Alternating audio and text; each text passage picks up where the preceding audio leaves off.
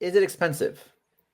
That's actually a good question. Like people, they go, I have my apps, they work well. I don't really want to buy another product or even embark on an open source project. It doesn't have to be buying, a license. You could actually be doing an open source project. I just don't want to do it. I'm doing it inside of my own app. It's good enough, right? We saw that with authentication way back when the likes of Auth0 and Okta, they had to fight that fallacy that I can do it better, right? No, you can't. And it's even truer, I would say, with authentication. Don't ever try to do user management or password management. You're going to make mistakes. Use frameworks, use open source frameworks, use vendor products too, right? It's going to simplify your life. And just to put numbers on that, I was looking for a report that kind of showed how much time a developer normally spends on security related tasks. I had seen a report 10, 15 years ago from Oracle that said about 20% of a developer's time is spent on authentication authorization tasks. I wanted to see what the number was now. And fortunately, JFrog sponsored an IDC report that puts the number at 19%. And when you translate that into dollar amounts, it's 28,000 US dollars per developer per year, which is not that big of a number if you think about it. It is expensive-ish, but if you have 10 developers, it's only $280,000. I'm really good at math, as you can see. So the cost of doing it yourself is not insignificant, but it's not horrendously huge either. However, the cost of doing it yourself is not the only thing you want to take into account.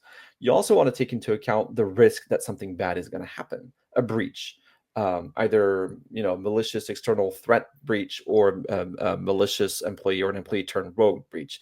And so I looked at the article that's linked to at the bottom of the slide here. Mark and I looked into those numbers in preparation for this webinar, and the Equifax hack that happened, I want to say about 6 years ago, 10 years ago, I don't remember, time flies, ended up costing the company $575 million.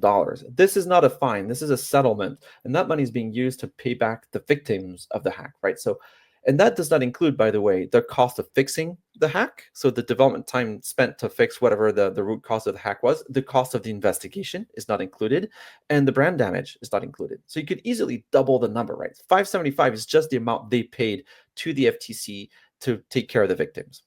And if you think $500 million is a huge number, take that number into account. This is a fine that Luxembourg, which if you look at a map of Europe, is a tiny, tiny dot in Europe. It's really hard to place Luxembourg. It's so small.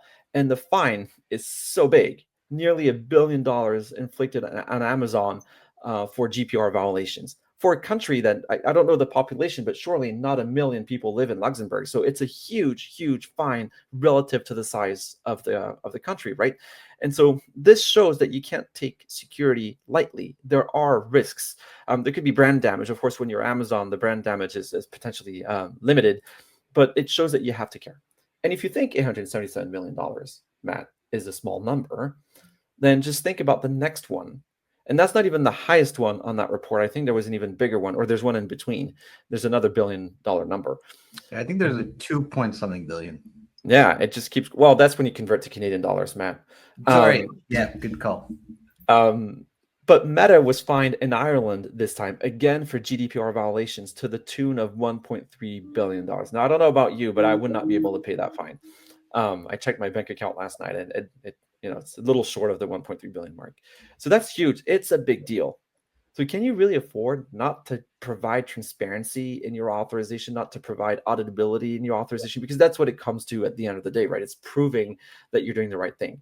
And putting money aside, it's not just doing the right thing for the sake of money and costs and the cost of operations. It's also doing the right thing in terms of the people you take care of, your employees or your customers, and just doing the right thing by them.